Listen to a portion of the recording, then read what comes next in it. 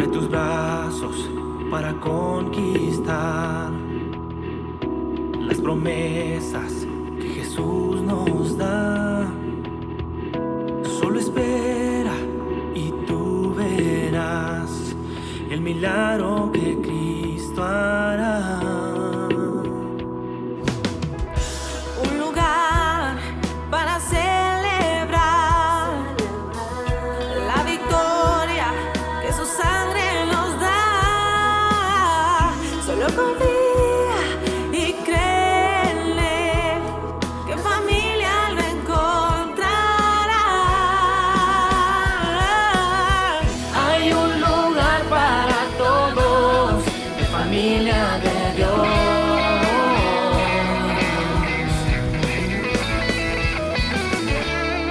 En familia de Dios.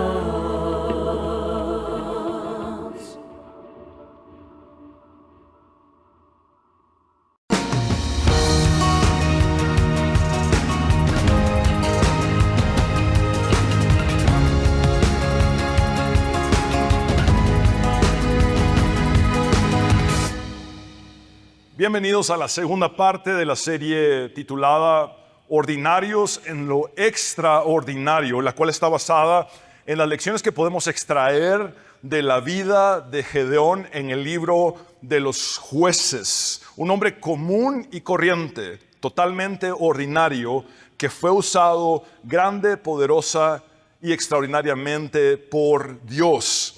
El libro de los Jueces describe la historia de los 300 años previos al establecimiento de la monarquía en Israel. Es decir, los 300 años previos a que Saúl llegara al trono de Israel. El último versículo de todo el libro de los Jueces resume de la mejor manera este periodo de la historia de Israel. En el capítulo 21, versículo 25 dice: en aquella época no había rey en Israel, cada uno hacía lo que le parecía mejor. En su compendio, el libro de los Jueces cuenta las historias de 12 jueces y 7 ciclos cuádruples, como el que podemos apreciar en las pantallas a continuación.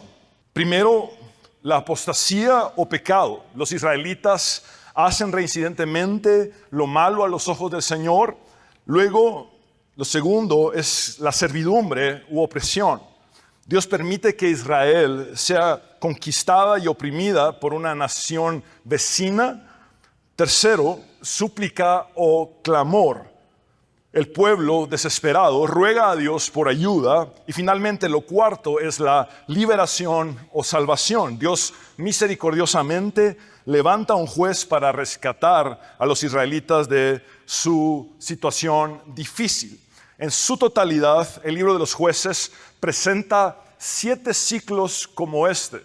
Imagínense, Dios los salvaba y volvían a la apostasía. Dios los salvaba y volvían a la apostasía. Dios los salvaba y podría seguir repitiéndolo 7 veces. Entonces vemos 7 ciclos como este en un periodo de 300 años. Gedeón, quien es el quinto juez del libro de los Jueces, aparece en el cuarto de estos 7 ciclos o patrones repetitivos en los que el pueblo vuelve, como ya se los he dicho, a la apostasía. Por eso, como punto de partida, debemos examinar si en nuestras vidas existe algún patrón repetitivo como este, para que corrijamos esto y evitemos seguir cayendo una y otra vez en lo mismo. El título de este mensaje es El llamado de Gedeón. Leamos nuestro texto base en Jueces capítulo 6, versículos del 11 al 24, en el nombre del Padre, del Hijo y del Espíritu Santo. El ángel del Señor vino y se sentó bajo la encina que estaba en Ofra, la cual pertenecía a Joás del clan de Abiezer. Su hijo Gedeón estaba limpiando trigo en un lagar para protegerlo de los madianitas. Cuando el ángel del Señor apareció ante Gedeón, dijo: el Señor está contigo, valiente guerrero. Pero Señor, respondió Gedeón, si el Señor está con nosotros, ¿cómo es que nos sucede todo esto? ¿Dónde están todas las maravillas que nos contaban nuestros antepasados cuando decían, el Señor nos sacó de Egipto? La verdad es que el Señor nos ha desamparado y nos ha entregado en manos de Madián. El Señor lo encaró y le dijo, ve con la fuerza que tienes y salvarás a Israel del poder de Madián. Yo soy quien te envía. Pero Señor, objetó Gedeón, ¿cómo voy a salvar a Israel? Mi clan es el más débil de la tribu de Manasés y yo soy el más insignificante de mi familia. El Señor respondió, tú derrotarás a los madianitas como si fueran un solo hombre, porque yo estaré contigo. Si me he ganado tu favor, dame una señal de que en realidad eres tú quien habla conmigo, respondió Gedeón. Te ruego que no te vayas hasta que yo vuelva y traiga mi ofrenda y la ponga ante ti. Esperaré hasta que vuelvas, dijo el Señor. Gedeón se fue a preparar un cabrito. Además, con una efa de harina hizo panes sin levadura. Luego puso la carne en una canasta y el caldo en una olla y los llevó bajo la encina para ofrecerlos. El ángel de Dios le dijo, toma la carne y el pan sin levadura y ponlos sobre esta roca. Luego derrama el caldo. Y así lo hizo Gedeón. Entonces, con la punta del bastón que llevaba en la mano, el ángel del Señor tocó la carne y el pan sin levadura. Entonces de la roca salió fuego que consumió la carne y el pan. Luego el ángel del Señor desapareció de su vista. Cuando Gedeón se dio cuenta de que se trataba del ángel del Señor, exclamó, ¡ay de mí, Señor y Dios! He visto al ángel del Señor cara a cara. Pero el Señor dijo, quédate en paz, no temas, no vas a morir. Entonces Gedeón construyó allí un altar al Señor y lo llamó El Señor es la paz, el cual hasta el día de hoy se encuentra en Ofra de Abiezer. Este es el punto número 1, el visitante inesperado. Volvamos a leer los versículos 11 y 12 de nuestro texto base. El ángel del Señor vino y se sentó bajo la encina que estaba en Ofra, la cual pertenecía a Joás. Joás era el padre de Gedeón, del clan de Abiezer. Su hijo Gedeón estaba limpiando trigo en un lagar para protegerlo de los madianitas. Cuando el ángel del Señor apareció ante Gedeón, dijo, el Señor está contigo, valiente guerrero. En esta escena, la figura que se le aparece a Gedeón puede ser identificada como el ángel del Señor y como el mismo Yahvé. La descripción del encuentro con el ángel del Señor muestra que no se trata simplemente de un ángel que habla en nombre del Señor, sino de Dios mismo en una aparición o teofanía. Una teofanía es una manifestación visible y audible de Dios. En este caso, en forma humana, hablando con Gedeón. Esta es la tercera vez que el ángel del Señor aparece a lo largo del libro de los jueces, pero es la primera vez que aparece a una sola persona en particular. En efecto, Gedeón es el único de los 12 jueces en todo el libro que es llamado por Dios de forma personal e individual por medio de una teofanía. Es Dios mismo quien aparece para buscar al hombre más improbable en un lugar recóndito, rural, donde habitaba el clan más débil de la tribu de Manasés. Debemos observar también los siguientes detalles para entender mejor esta escena y las lecciones de esta que podemos aplicar a nuestras vidas en el presente. Gedeón estaba trillando o limpiando el trigo en la granja de su padre Joás, pero no al aire libre como se solía hacerlo, sino dentro de un lagar. Esto complicaba la tarea porque la trilla se hacía en un espacio abierto para que el viento ayudara a separar el grano del tamo y la paja. En esta foto podemos observar una era o círculo que se usaba para trillar el trigo. Vean que es completamente al aire libre, expuesto en su totalidad. Ahora bien, el lagar era algo muy diferente a la era para trillar el trigo.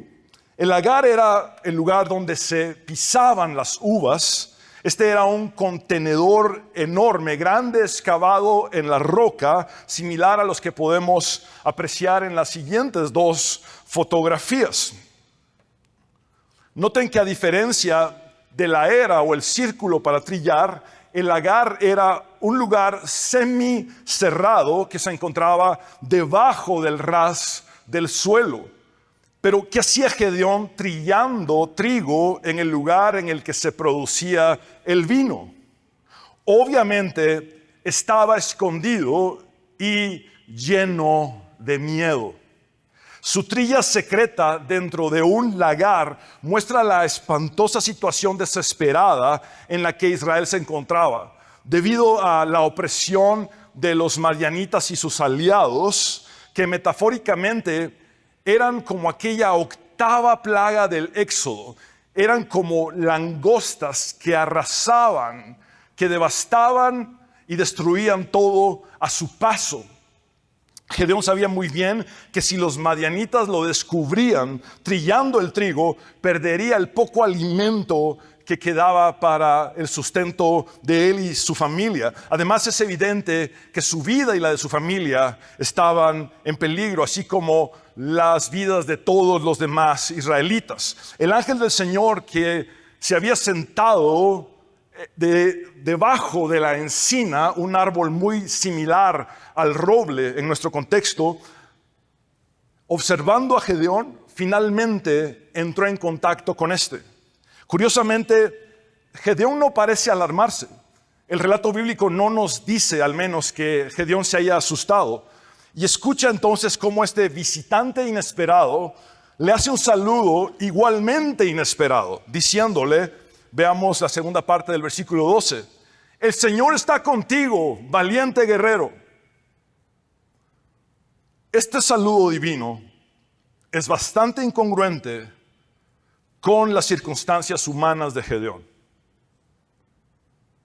Seguramente Gedeón pensó, ¿acaso no ves dónde estoy y lo que estoy haciendo? ¿No te das cuenta de mi aspecto? Soy cualquier cosa menos un valiente guerrero. Estoy haciendo el ridículo, trillando trigo sin viento, escondido en el lugar donde se hace el vino. Como lo observaremos más adelante, el enojo, la frustración y las excusas que Gedeón presentará se resumen en buena medida a contradecir este saludo divino. Básicamente lo que Gedeón dirá más adelante tendrá este sentido. No, el Señor no está conmigo, ni con mi pueblo, ni tampoco soy un valiente guerrero, como tú dices. ¿Acaso no te das cuenta de que estoy aquí escondido, temblando de miedo?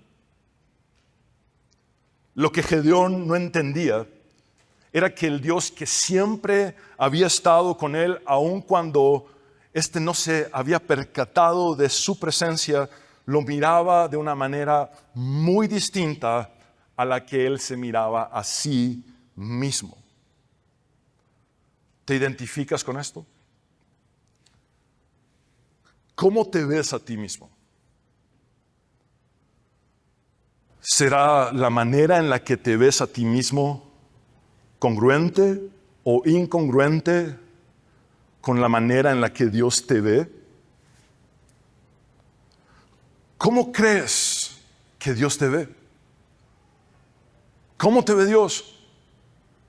Generalmente, nuestro concepto de nosotros mismos proviene de nuestra propia historia de vida, tanto de las cosas buenas como malas, de nuestros triunfos y fracasos, de nuestros aciertos y errores, de nuestras familias rotas y quebrantadas, de nuestras alegrías y momentos felices, pero también de nuestras heridas, golpes y traumas.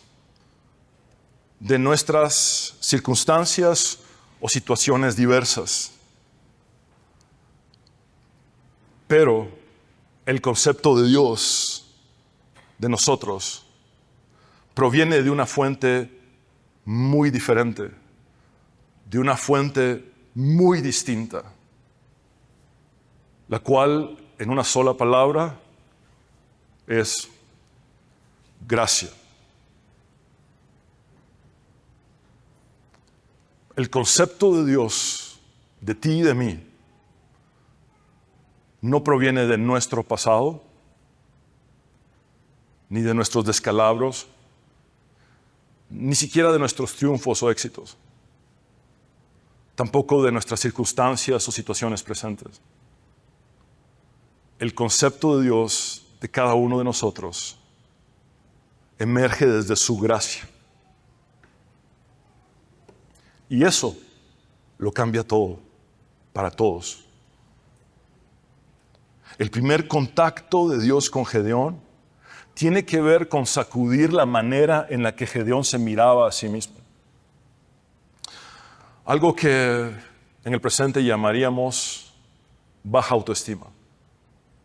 Una baja autoestima que se hará aún más evidente posteriormente en el relato cuando Gedeón presente sus excusas a Dios, excusas que abordaremos en el punto número 3 de esta enseñanza. Pero todo esto nos lleva a entender el siguiente principio. No se trata tanto de cómo nosotros nos definamos a nosotros mismos, sino de cómo Dios nos define. Si Dios te saludara hoy, donde te encuentras,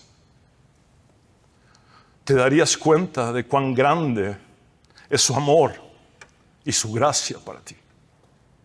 Te percatarías de que Él ve un potencial en ti que tú jamás has visto. Adrian Rogers, uno de mis mentores, marcó mi vida cuando me dijo: Fernando, no se trata de lo que tú puedas hacer para Dios, sino de lo que Dios puede hacer usándote a ti. El Señor miró a Gedeón sabiendo todo lo que él podría llegar a hacer usando a este hombre para liberar a su pueblo. De la misma manera el Señor te ve sabiendo todo lo que Él puede llegar a hacer usándote para su gloria y para el bien de tus hermanos. Dios no solamente vio al Gedeón que estaba muerto de miedo, escondido y asustado, trillando trigo en un lagar, sino que también vio al Gedeón en potencia. Ese Gedeón que Él levantaría, transformaría y fortalecería para que superara todos sus miedos y cumpliera valientemente con la misión que el Señor le encomendaría. Ahora bien, en este momento para Gedeón, el contenido del saludo, el Señor está contigo, valiente guerrero, no tiene ningún sentido y solamente parece ser una ironía. Gedeón pudo haber llegado hasta pensar: este extraño se está burlando de mí por la manera en la que estoy trillando el trigo.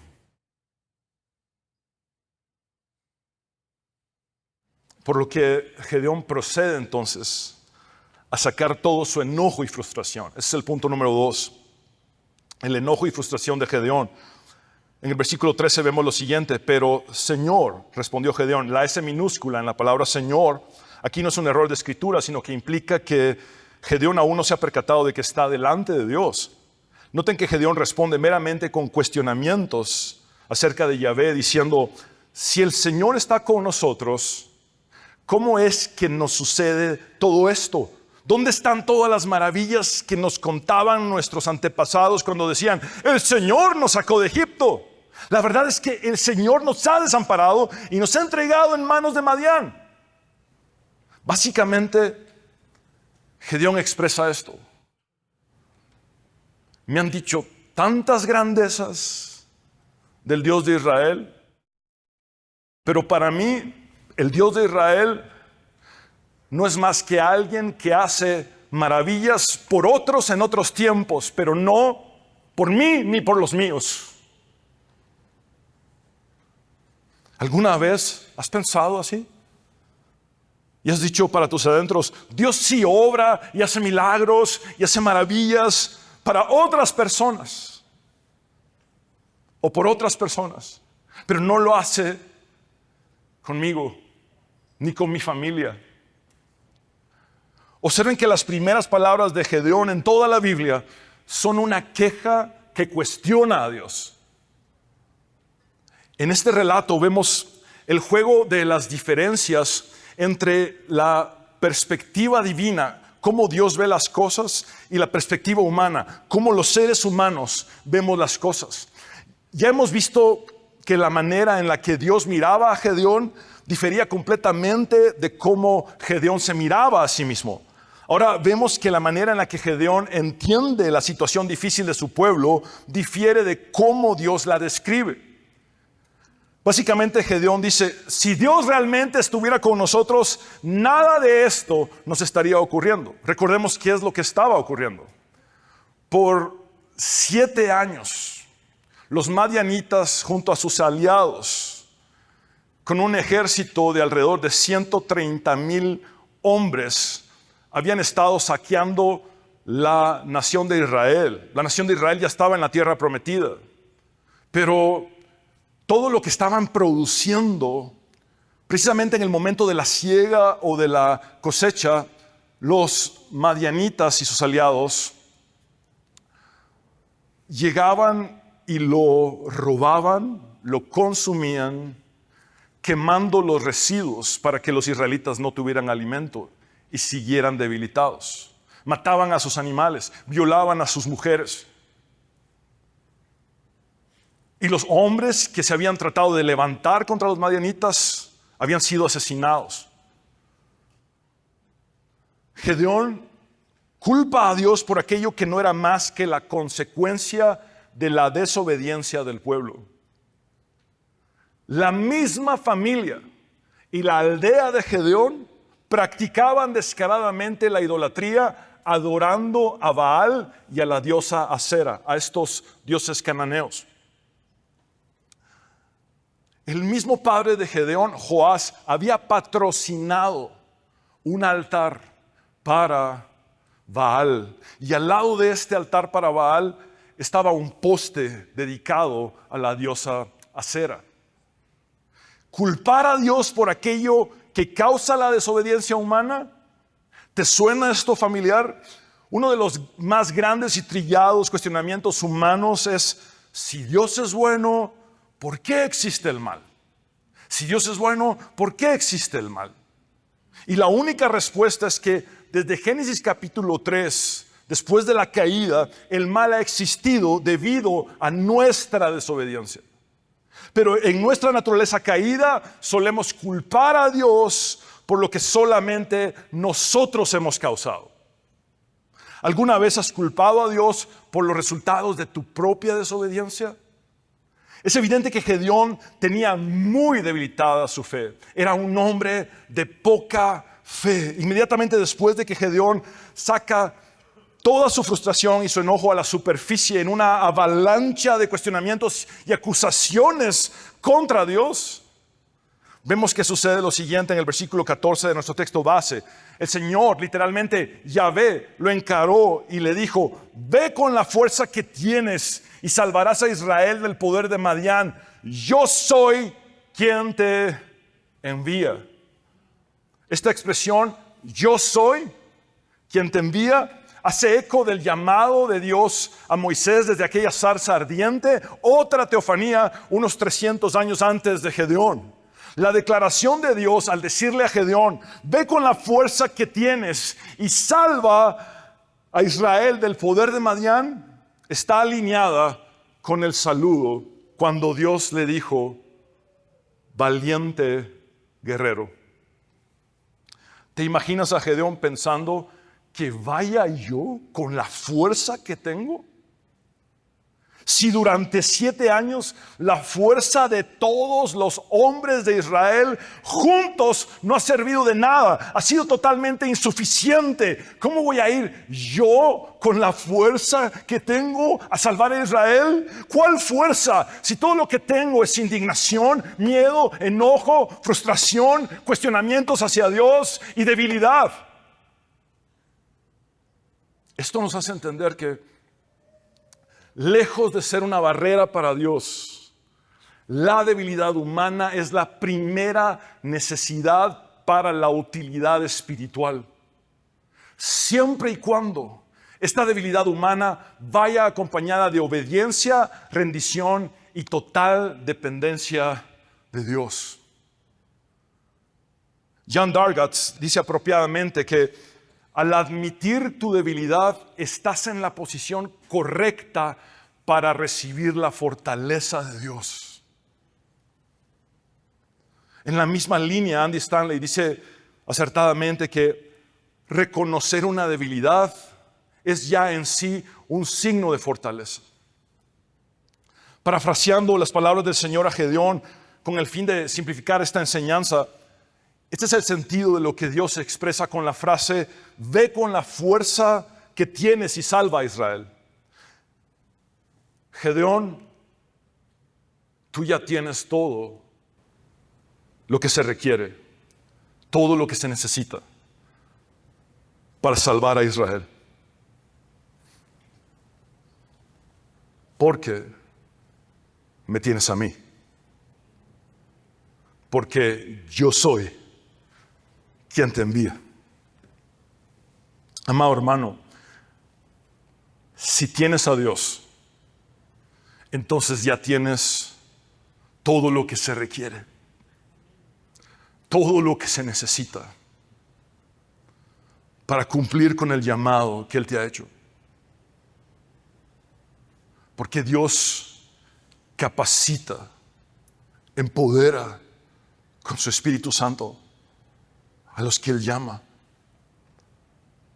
Luego de escuchar a este visitante inesperado decirle cosas que para él parecían totalmente incoherentes, Gedeón procede a esto: a descalificarse y a descartarse a sí mismo. Este es el punto número 3, las excusas de Gedeón. Versículo 15. Pero Señor, objetó Gedeón, ¿cómo voy a salvar a Israel? Mi clan es el más débil de la tribu de Manasés y yo soy el más insignificante de mi familia. Este es el equivalente a decir: pero Señor, ¿acaso no te das cuenta de dónde vengo y quién soy? Básicamente Gedeón argumenta: Señor, de entre los más débiles, yo soy el más insignificante de todos. En otras palabras, Señor, soy el más débil de los más débiles. ¿Cómo voy a ir con la fuerza que tú dices que tengo cuando en realidad no siento ni percibo tener dicha fuerza? Y entonces salvar a Israel no tiene sentido. Otros personajes como Moisés y Jeremías tuvieron objeciones similares a las de Gedeón cuando Dios los llamó. Unos 300 años antes de Gedeón, vemos que Moisés expresó a Dios: ¿y quién soy yo para presentarme ante el faraón y sacar de Egipto a los israelitas? En ese momento, Moisés había fracasado intentando ayudar a un solo hebreo de la opresión de un solo egipcio. Había matado al egipcio, se había descubierto el crimen y estaba como un prófugo en el desierto. Si había fracasado intentando ayudar a un solo hebreo de la opresión de un solo egipcio, ¿cómo iba a volver a enfrentar al hombre más poderoso de la tierra, al faraón, y librar a toda una nación o liberar a toda una nación de la esclavitud? Unos 400 años después de Gedeón, el profeta Jeremías dijo: mi Señor y Dios, soy muy joven y no sé hablar. Yo no puedo hacer lo que tú me estás pidiendo que haga. No tengo las habilidades, Dios. Ahora te pregunto de manera personal: ¿qué es lo que has estado diciéndole tú a Dios? ¿Cómo te has autodescalificado? ¿Cómo te has descartado a ti mismo? ¿Cuál es la excusa que le has estado presentando a Dios ante el llamado que Él te ha hecho?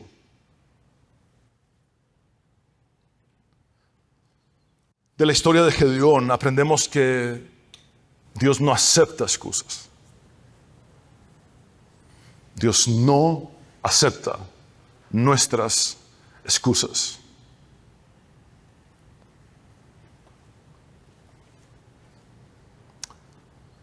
Por años yo batallé preguntándole a Dios, ¿por qué me llamas a mí y no a otros con más talentos y capacidades que yo? En mis 20s luché con eso. No tiene sentido que me hayas llamado a mí cuando hay tanta gente más talentosa y con más capacidades que yo. En una ocasión, sirviendo a Dios en la música en Costa Rica, una mujer que yo no conocía en una iglesia se acercó junto a su esposo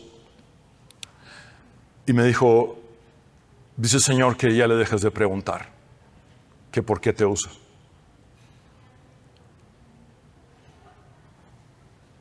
El Señor me ha dicho que tu madre te dedicó a Él. Porque ella había tenido 5 hijas mujeres y le dijo al Señor, si me das un varón, te va a servir. Y me acuerdo que en esa ocasión esta mujer me dijo, el Señor no quiere la misma pregunta. Porque esta es la respuesta. Él ha escuchado las oraciones de tu madre y simplemente está llevando a cabo aquello que tu madre le pidió, que tú le sirvieras. Y no me gusta fijar la atención sobre mí. No suelo hablar de mí mismo. Y no tenía esto en mis notas. Pero creo en la vulnerabilidad. Yo batallé con eso. ¿Por qué te empeñas en usarme? Ya déjame, Dios. Usa a otros. Luché con eso. Una y otra vez. Y solía decir expresiones como, si Dios usó un burro para hablar, a mí me usa para escribir canciones. En un momento dado mi papá se cansó y me dijo, Dios no solo usó burros en la Biblia.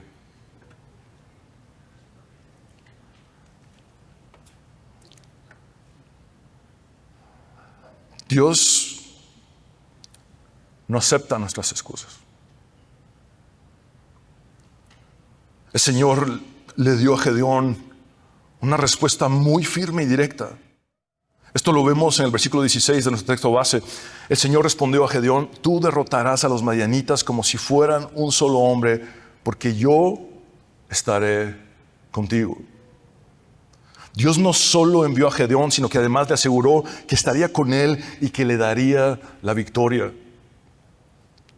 El biblista Arthur Condell observa que hay poder en la conciencia de la comisión del Señor, pero hay un poder aún mayor en la conciencia de la compañía divina. Esto significa que una cosa es saber que Dios te ha enviado y otra cosa aún más grande y poderosa es saber que Dios está contigo.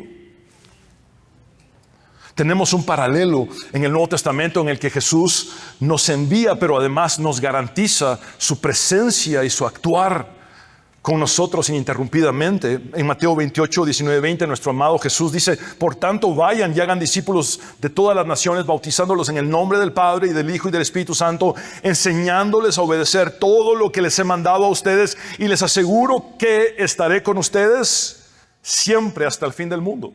Vean, la comisión o el envío está en el versículo 19 y la primera mitad del versículo 20. Y luego la segunda mitad del versículo 20 es la garantía de su presencia. Y les aseguro que estaré con ustedes. ¿Cuándo? Siempre, hasta el fin del mundo. Por eso necesitamos comprender que más allá de desarrollar más confianza en nosotros mismos, necesitamos tener más confianza en Dios. En la actualidad abundan recursos de autoayuda. Cualquier charlatán se pone a dar discursos de autoayuda en redes sociales. Pero amados hermanos, más que un mero discurso vacío de autoayuda o de motivación, necesitamos tener más confianza en Dios. Debemos orar como los discípulos de Jesús, diciéndole al Señor: aumentanos la fe, Señor. Creámosle a Dios. Él nos ha enviado y nos ha asegurado que su presencia y su actuar estará con nosotros siempre. Warren Wiersbe observa que una vez que Dios nos ha llamado y comisionado, todo lo que tenemos que hacer es obedecerlo por fe, y Él hará el resto. Dios no puede mentir y Dios nunca falla. La fe significa obedecer a Dios a pesar de lo que vemos, cómo nos sentimos o cuáles puedan ser las consecuencias. Quiero enfatizar eso que he subrayado de la cita que estoy haciendo de Wiersbe. La fe significa obedecer a Dios a pesar de lo que vemos, a pesar de cómo nos sentimos y a pesar de cuáles puedan ser las consecuencias. Sin embargo, Gedeón seguía pensando que Dios no podía hacer nada porque él y su familia no eran nada. Se lo repito, Gedeón seguía pensando que Dios no podía hacer nada porque él y su familia no eran nada. Alguien dijo que Dios puede hacer mucho con poco, Dios puede hacer más con menos, pero que su especialidad es hacer todo con nada. Entonces, como le era difícil a Gedeón creer en la palabra de Dios, pidió una señal que le asegurara que era realmente el Señor quien lo estaba enviando y quien estaría con él. Básicamente, Gedeón no podía aceptar su llamado por fe. La fe viene por el oír la palabra de Dios. Gedeón había escuchado al mismo Dios hablando con él en ese momento, pero no tenía suficiente fe para aceptar el llamado solamente por la palabra de Dios. Él no aceptó su llamado por fe, sino por vista. Este es el punto número 4, la señal requerida por Gedeón. Leamos los versículos del 17 al 21. Si me he ganado tu favor, dame una señal de que en realidad eres tú quien habla conmigo, respondió Gedeón. Te ruego que no te vayas hasta que yo vuelva y traiga mi ofrenda y la ponga ante ti. Esperaré hasta que vuelvas, dijo el Señor. Esperaré hasta que vuelvas. Esta es una de las frases más conmovedoras que he leído en toda la Biblia. Te esperaré hasta que vuelvas. El Dios eterno diciéndole a un ser humano lleno de miedos y temores: yo te espero aquí. Yo te espero. Observen esto con atención. El Señor tuvo la gracia de adaptarse a la incredulidad de Gedeón. Si no podía aceptar su llamado por fe, lo tenía que aceptar por vista. Y si el Señor lo tenía que esperar, pues lo iba a esperar. ¿Cuántas veces a lo largo de nuestra vida Dios ha tenido que adaptarse misericordiosamente a nuestra incredulidad para fortalecer nuestra fe? Versículo 19, Gedeón se fue a preparar un cabrito, además con una efa de harina, hizo panes sin levadura, luego puso la carne en una canasta y el caldo en una olla y los llevó bajo la encina para ofrecerlos. Gedeón preparó un sacrificio costoso en una época de demasiada escasez. Hacer todo esto le habría llevado por lo menos una hora. Una hora en la que dejó al mismo Dios esperando debajo de una encina. Pero Dios lo esperó. Dios no se fue a ningún lugar. Dios fue paciente con él. ¿Acaso estás tú haciendo esperar a Dios?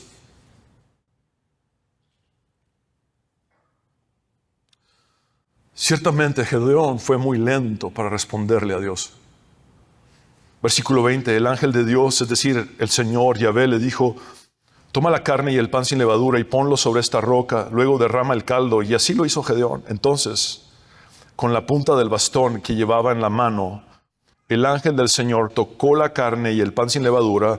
Entonces de la roca salió fuego que consumió la carne y el pan. Luego el ángel del Señor desapareció de su vista. La repentina aparición del fuego coincide con la repentina desaparición de Dios. Surge el fuego y la teofanía termina. Todo esto convenció a Gedeón de que en verdad había visto a Dios y había hablado con él. No obstante, como su problema era el miedo, esto lo asustó aún más.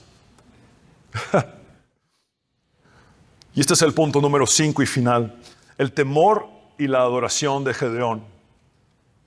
Cuando Gedeón se dio cuenta de que se trataba del ángel del Señor, exclamó: ¡ay de mí, Señor y Dios! He visto al ángel del Señor cara a cara. Debido a que los judíos creían que era fatal para un ser humano pecador ver a Dios, al percatarse que había visto y oído al mismo Señor, a Yahvé, Gedeón creyó que indefectiblemente estaba sentenciado a muerte. El corazón humano es tan engañoso. Dios lo había enviado, Dios le había asegurado su presencia y su actuar, Dios le había dicho que le daría la victoria sobre los enemigos de Israel. Gedeón le pide una señal, Dios le da esa señal, asegurándole su presencia y su victoria. Pero ahora Gedeón piensa que Dios lo va a matar.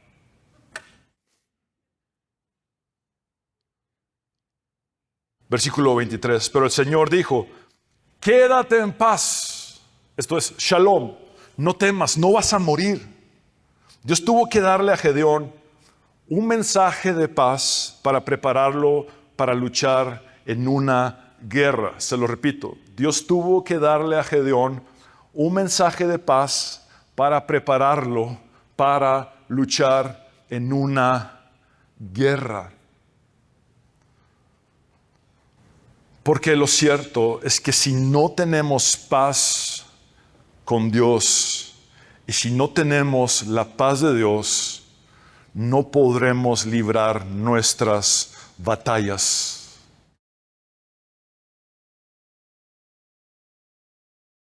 Básicamente, es como si hubiera ocurrido esto. Gedeón, Dios diciéndole a Gedeón esto: Gedeón, veo que sí te estás muriendo, pero no porque yo te vaya a matar, sino que te estás muriendo de miedo. Primero necesito que tengas paz, que me entregues tus miedos y que tengas paz. Y con esa paz, conmigo, y con esa paz mía en ti, con esa paz dentro de ti,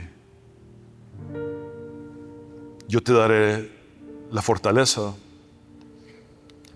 para enfrentar a estos madianitas como si ellos fueran un solo hombre. ¿Saben qué significa eso? Que 130,000 enemigos de las fuerzas de los madianitas y sus aliados, Dios haría que fueran como vencer a un solo hombre. Pero para esto, Gedeón, necesitas primero paz.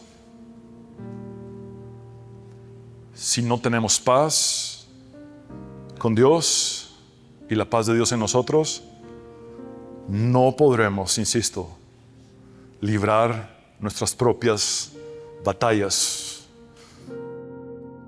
Versículo 24. Entonces Gedeón construyó allí un altar al Señor y lo llamó El Señor es paz. Literalmente, Yahvé Shalom, el cual hasta el día de hoy se encuentra en Ofra de Abiezer.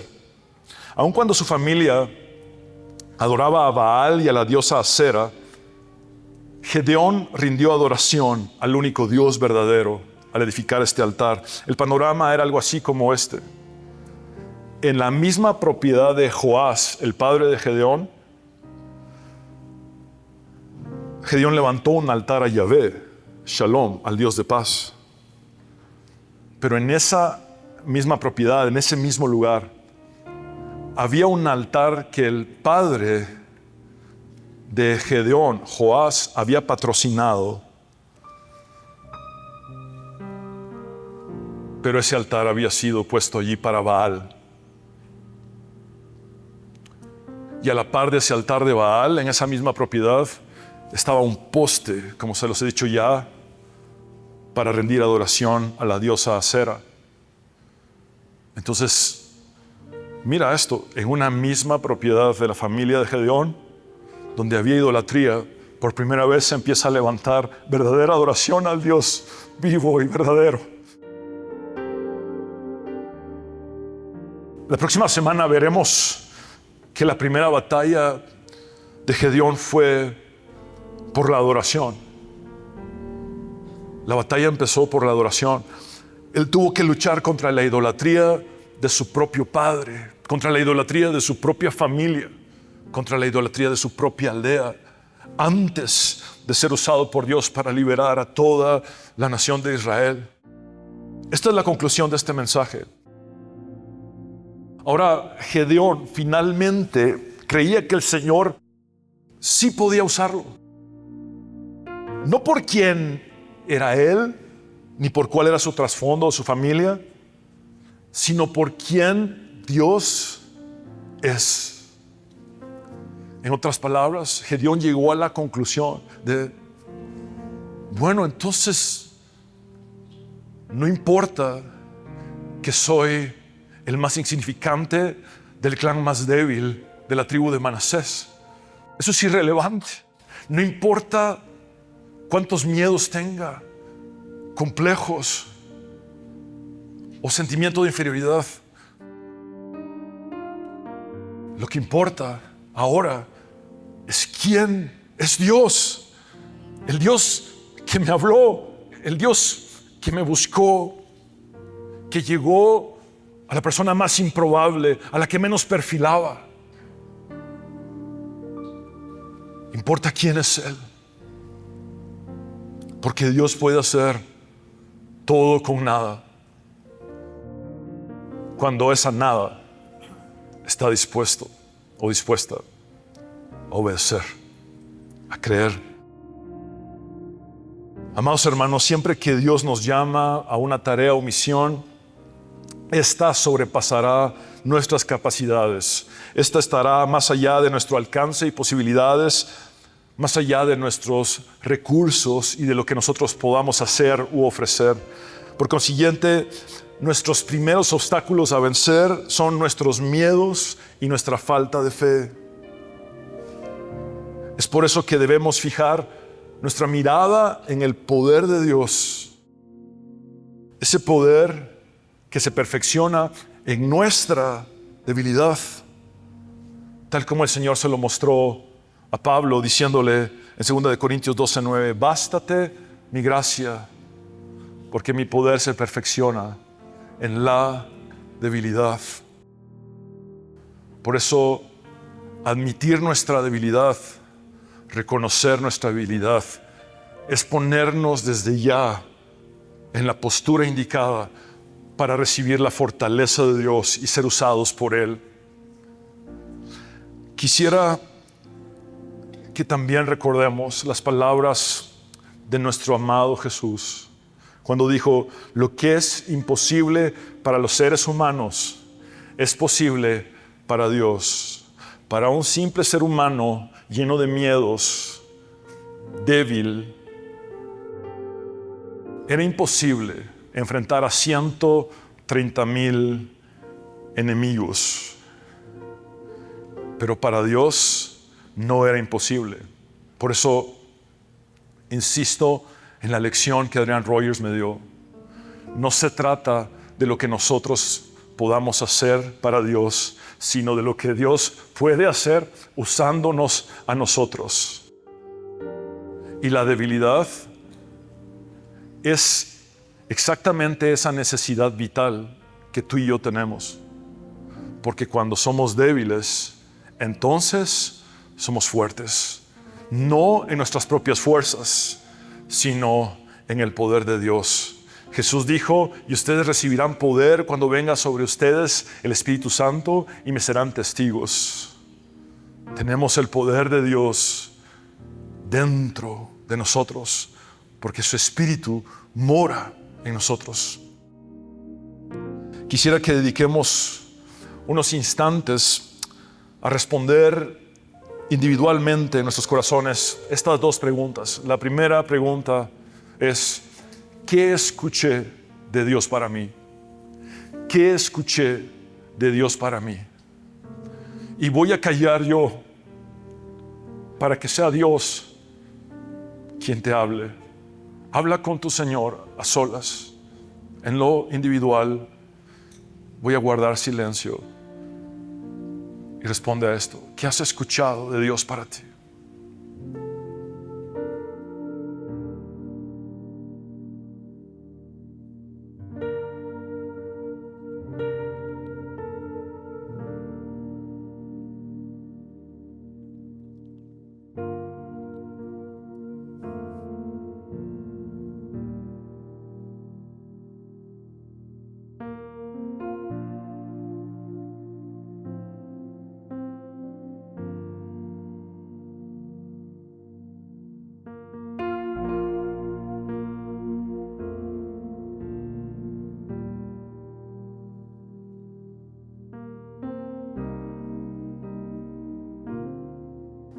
Ahora dediquemos en esta misma actitud de oración otros instantes a responder a la siguiente pregunta. ¿Cómo puedo responder a lo que Dios me ha dicho hoy a través de su palabra? ¿Cómo debo responder a lo que Dios me ha hablado hoy?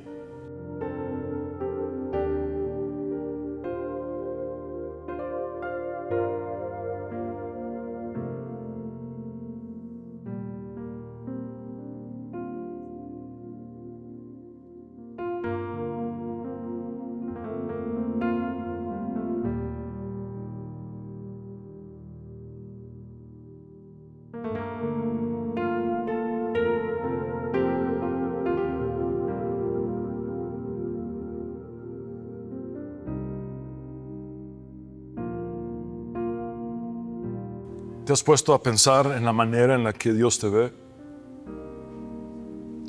En que esa manera en la que Dios te ve es muy diferente a cómo tú te ves.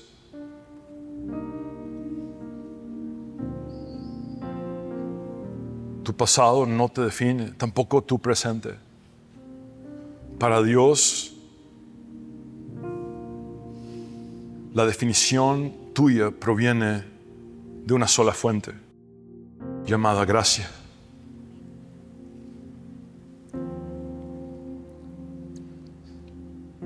¿Acaso crees que Dios te ha abandonado y que no le importas?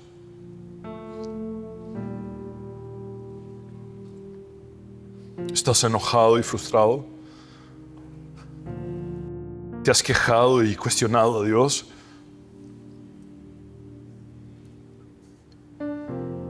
¿Has culpado a Dios por aquello que es resultado de tu propia desobediencia? ¿O has culpado a Dios por aquello que es resultado de la maldad humana?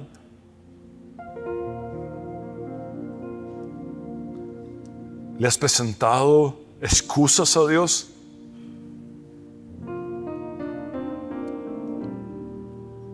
¿Te has descalificado y descartado a ti mismo?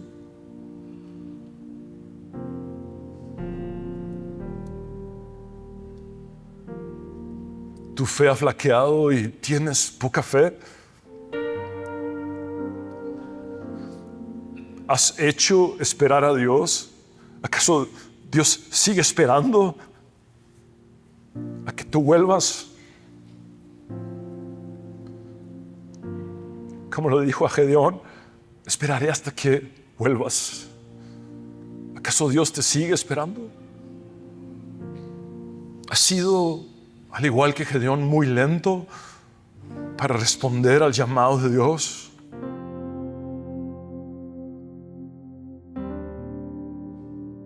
Señor, venimos delante de ti.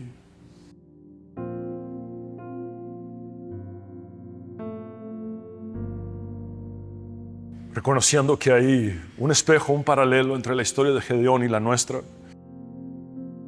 Porque bien lo dice Pablo a los Corintios, que todo lo que fue escrito en el Antiguo Testamento es para enseñarnos algo en el presente, en este nuevo pacto. Señor, aquí estamos. Hoy te decimos, henos aquí, de forma particular, cada uno, Señor, te decimos, heme aquí, Señor. Heme aquí. Gracias por esta divina interrupción. Cuando yo estaba frustrado en quehaceres de la cotidianidad humana, tu divina interrupción llegó. Me saludaste como nadie lo había hecho. Porque viste en mí lo que nadie más había visto en mí y lo que ni siquiera yo mismo había visto en mí. Y luego me hiciste ver que me podías usar. Cuando yo me descarté a mí mismo y me descalifiqué, tú insististe y no aceptaste mis excusas. Y me dijiste, ve con la fuerza que tienes, porque delante de mí ya tienes todo lo que se necesita, todo lo que se requiere, porque me tienes a mí. Yo soy tu Dios, yo soy quien te envío y yo estaré contigo. Y eso es más que suficiente. Señor, cuántas veces hemos flaqueado en nuestra fe tan débil y te hemos dicho, danos una señal, cuando tu palabra ha sido más que clara. Ayúdanos, Señor, a vivir por fe y no por vista. Aumenta nuestra fe. Dios, úsanos para tu gloria.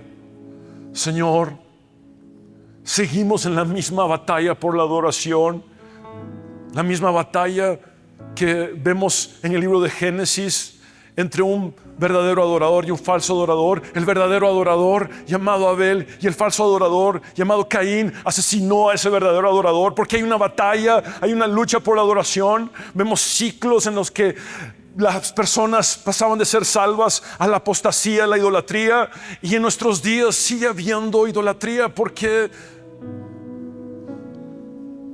hemos desplazado nuestros corazones por ir detrás de los placeres de este mundo, por ir detrás de la codicia y el materialismo, y por ir detrás del protagonismo y el reconocimiento. Hemos caído en idolatría también. Señor, que podamos librar esa batalla por la adoración, partiendo desde nuestros propios corazones, derribando el ídolo que está dentro de nosotros, llamado ego. Que podamos destruir ese ego, ese ídolo, ese altar en nuestro corazón, a nuestro propio yo, y te digamos, Señor, aquí estamos, listos para lo que tú quieras hacer en esta generación, en este tiempo de la historia. Si has de usar a alguien, aquí estoy yo, Señor. Aquí está mi familia. Hoy repetimos las palabras de Josué, que casi al final de su vida dice, mi casa y yo serviremos al Señor. Aquí estamos, Dios. Hoy te entregamos todos nuestros miedos a cambio de tu paz, porque será solamente por medio de tu paz que podremos enfrentar nuestras batallas. Señor, hoy admitimos y reconocemos nuestras debilidades para ponernos en una postura en la que tú puedas fortalecernos y usarnos más allá de nuestras capacidades. A ti sea la gloria, Señor, por los siglos de los siglos. Hombre y mujer que quieres hoy entregar tu vida a Jesús. Tú que necesitas desesperadamente a Dios. Te invito a hacer esta oración. Esta oración debes hacerla con estas dos cosas o elementos. Primero, creyendo en tu corazón como nunca antes. Y luego confesando con tus labios lo que estás creyendo en tu corazón. Repite conmigo y dile al Señor, como nunca antes has hablado con Él, dile: Señor Jesús, sálvame. Reconozco que soy pecador, pero también sé que tú moriste en la cruz para perdonar mis pecados y limpiarme de mi maldad. Creo en ti, Jesús. Te entrego mi vida. Cámbiame y transfórmame tú, porque no he podido hacerlo en mis propias fuerzas. Dios, ya no quiero servir al pecado. Quiero servirte a ti. Haz de mí un instrumento en tus manos.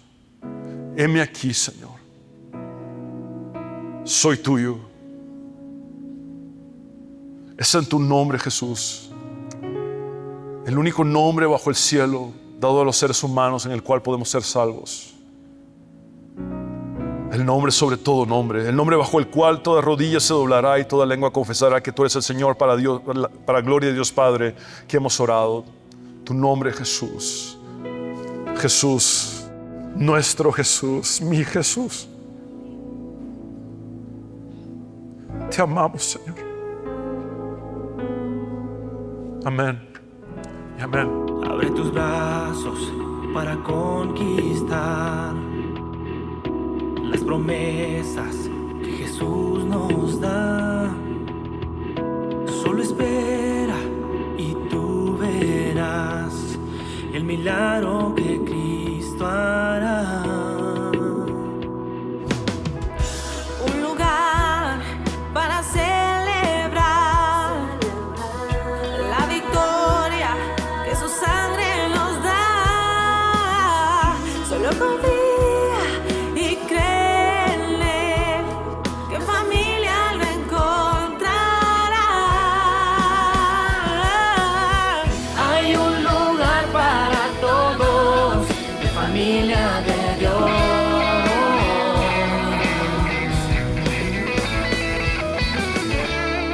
En familia de Dios.